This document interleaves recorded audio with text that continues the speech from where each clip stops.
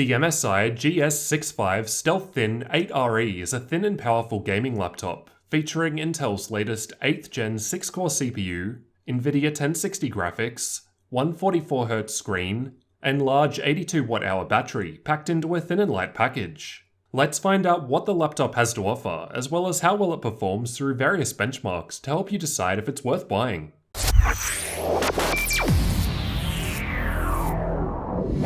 Let's start by checking out the specs of the hardware. There's an Intel i7-8750H CPU here, which has 6 cores and can turbo up to 4.1 GHz in single-core workloads. In my unit, there's 16 GB of DDR4 memory running at 2400 MHz in dual channel, but the 2 slots can support up to 32 GB at 2666 MHz. For storage, there's a 512 GB M.2 SATA 3 SSD installed, but the 2 M.2 slots support faster NVMe PCIe-based storage. For the graphics, there's an Nvidia 1060 6GB, which powers the 15.6-inch 1080p 144Hz display listed as IPS level, and we'll see how this performs soon in the benchmarks. For the network connectivity, there's a gigabit Ethernet port, support for 802.11 AC Wi-Fi, as well as Bluetooth version 5. The lid and interior are both a matte black aluminium, and overall the body of the laptop felt nice and solid. There's some flex, as we'll see, but the build quality feels high-end, and there are no sharp corners, they're all rounded. The physical dimensions of the laptop are 35.7cm in width, 24.7cm in depth, and just 1.79cm in height, so it's on the smaller side for a 15-inch laptop thanks to the thin screen bezels.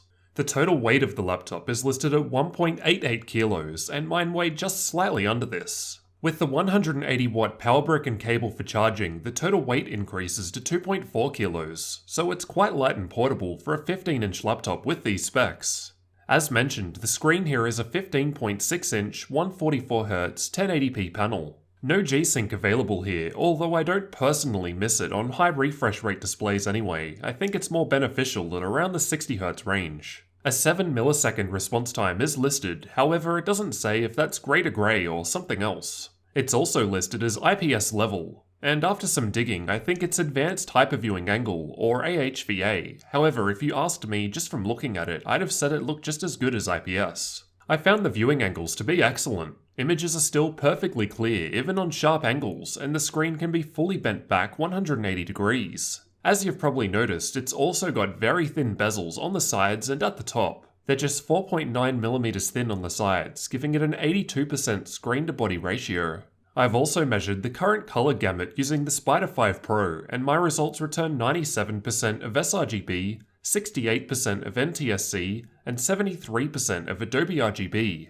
So pretty good compared to many other laptops I've tested. I'd happily use it for content creation in addition to gaming. I've performed my usual backlight bleed test on the display, which involves having the laptop show a black screen in a dark room to help emphasize any bleeding. I then take a long exposure photo to display any bleed, so this is a worst case scenario test. There's a fair bit of bleed. In particular, I noticed the bit coming from just under the top webcam while playing some games in a normally lit room, but this will of course vary between laptops. While moving the display, there was a little flex, but it felt fairly solid as it's made of metal and the hinges are found right on the corners. It can also be opened easily with one finger, demonstrating a fairly even weight distribution. Despite the bezels around the display being quite thin, MSI was still able to fit the 720p camera up the top. This is great, as it doesn't give you the up-the-nose look that other cameras down the bottom do. Video from the camera looks quite grainy though, even with decent lighting. The microphone actually sounds pretty decent, but you'll be able to judge both for yourself. The keyboard was really nice to type with. It's a SteelSeries 3 keyboard, and the keys sounded quiet but felt lightly clicky. I'm not really sure how to describe them, just not mushy. Here's how they sound to try and give you an idea. It's an RGB keyboard with individual key backlighting, so you can apply a lot of different effects through the SteelSeries software. There was some keyboard flex while pushing down fairly hard, and this extended down into the wrist rest area, but I didn't find it to be an issue while typing normally. Just above the keyboard, there's what appears to be an air intake, judging by the small dust buildup on it, along with the power button in the center. The touchpad uses Synaptics drivers, and I found it to work very well, no issues at all. Moving on to the I/O, on the left there's a Kensington lock, air exhaust vent, gigabit Ethernet port, 2 USB 3.1 Type-A ports, and 3.5mm headphone and mic jacks. On the right, there's a third USB 3.1 Type-A port, USB 3.1 Gen 2 Type-C port with Thunderbolt 3 support, mini DisplayPort 1.2, HDMI port, power input, and another air exhaust vent. It would have been preferable to have the power input further back, but it didn't really get in the way. There's nothing on the front other than some status LEDs towards the right, while the back just has some more air exhaust vents. Up on the lid there's the MSI logo, which is a sort of golden colour rather than their traditional black and red. There's also a trim of the same colour running around the edge of the lid, around the edges of the touchpad and around the hinges. Fingerprints show up, but they aren't too obvious on the matte finish and they're fairly easy to wipe off. Underneath there's some air intakes towards the back to keep everything cool, as well as some rubber feet that run along the back and front and do a good job at stopping the laptop from easily moving around while in use. The two speakers are found underneath towards the front corners. They sound pretty good for laptop speakers. There's a little bass, but they start sounding a little tinny at higher volumes, still pretty clear though. The laptop can be opened up easily with just a Phillips head screwdriver, and inside we can see that the motherboard is upside down compared to most other laptops, making upgrades slightly difficult, as you'll need to take the time to carefully go through and unplug lots of components before taking it out. Inside you'll find two NVMe PCIe M.2 slots and the two RAM slots. Powering the laptop is a 4-cell 82Wh battery. And with a full charge and just watching YouTube videos with the screen on half brightness, keyboard lighting off, and background apps disabled, I was able to use it for 4 hours and 6 minutes. The laptop was using the Intel integrated graphics in this test, thanks to Nvidia Optimus. While playing The Witcher 3 with medium settings and Nvidia's battery boost set to 30 FPS, the battery lasted for 1 hour and 50 minutes. However, for the first hour it only ran at 24 FPS.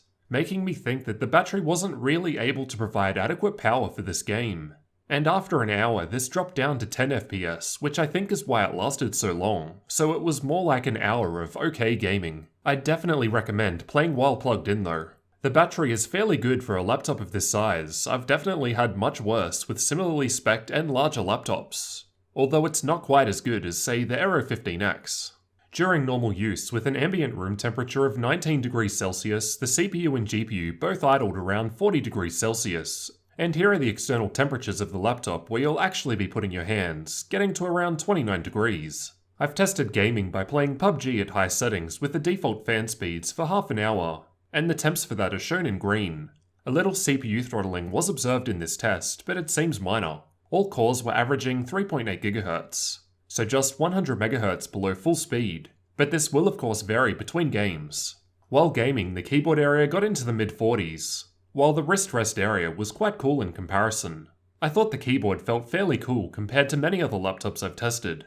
Full CPU and GPU load was tested with both Ada64 and the Heaven benchmark running at the same time.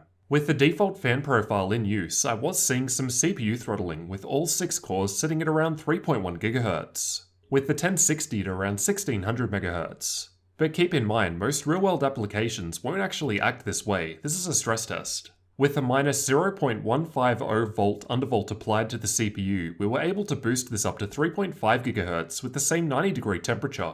Even with the GPU load removed and undervolting applied, a CPU-only load had a very small amount of thermal throttling, still averaging above 3.8 GHz on all cores though with the stock fans. Again, the keyboard area is similar to before, mid-40s in the center and the sides. I didn't think that it felt hot to the touch at any time. By manually maxing out the fans, the temperatures hardly change and the throttling is still taking place, but now all 6 CPU cores are running at 3.3 GHz on average. And with the same minus 0.150 volt undervolt applied, all cores sit at 3.7 GHz. So not quite the full 3.9 GHz all-core turbo boost speed, but an improvement nonetheless. With the CPU-only workload combined with max fans and undervolting and no GPU tests running, no thermal throttling was observed on the CPU. It was only an issue when combined with GPU load. The overall system noise rises quite a bit though, as you'll hear soon. The keyboard area cools down just a few degrees with the fans maxed out. As for the fan noise produced by the laptop, I'll let you have a listen to each of these tests.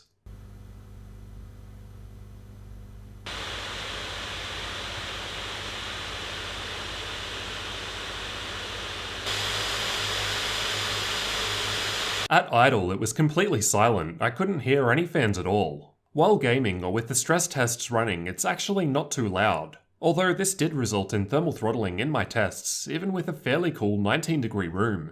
With the fans maxed out, it gets fairly loud, but it does slightly improve the CPU performance under full load as it can throttle slightly less and run a bit faster.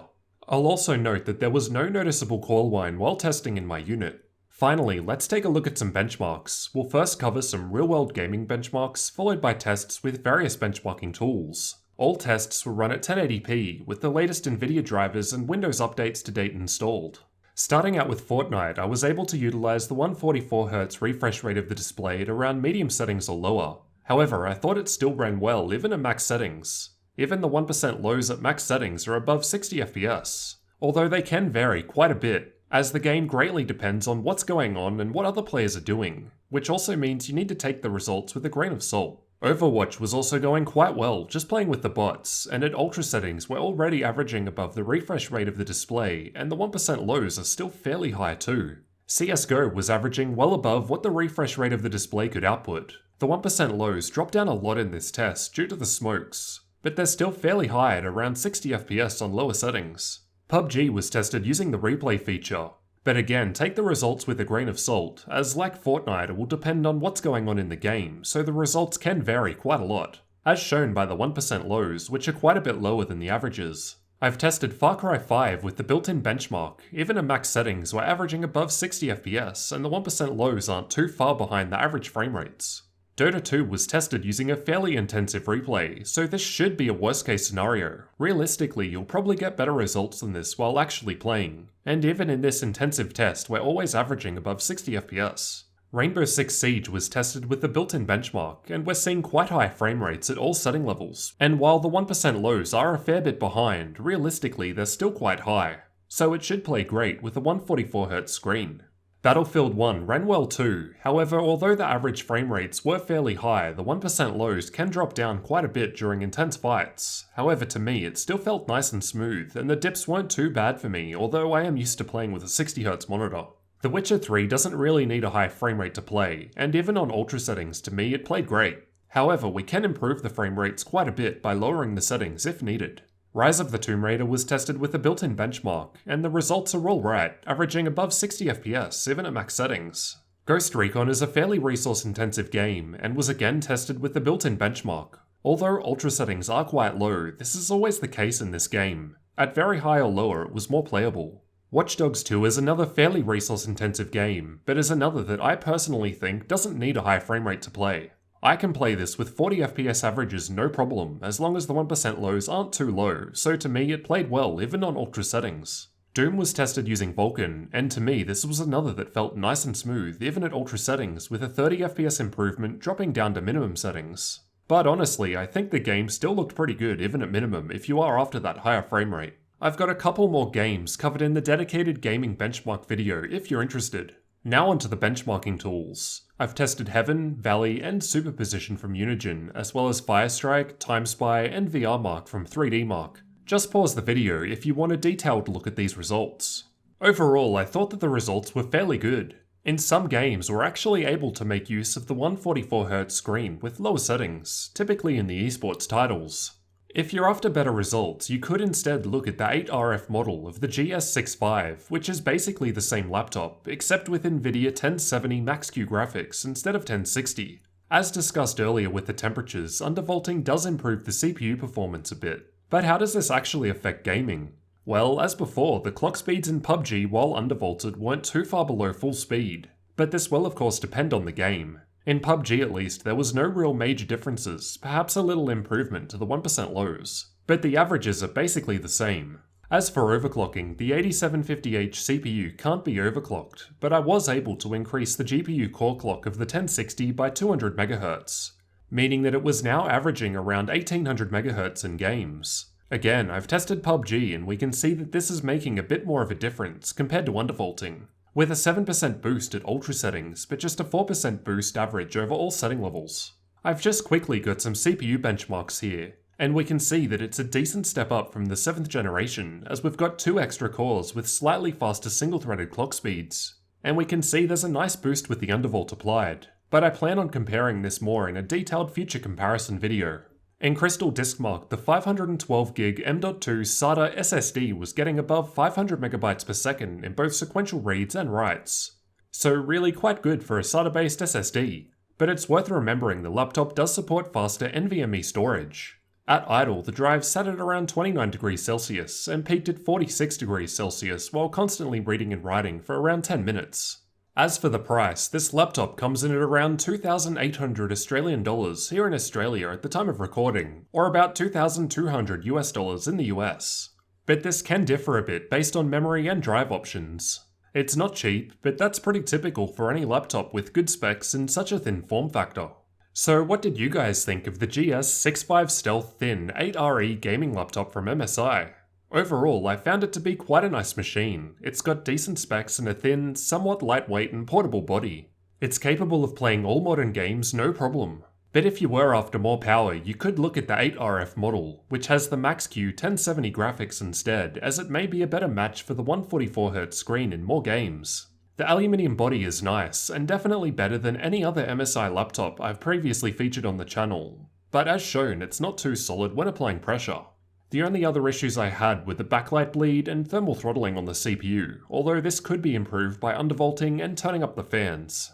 Let me know what you guys thought down in the comments, and leave a like if you found the review useful. Thanks for watching, and don't forget to subscribe for future tech videos like this one.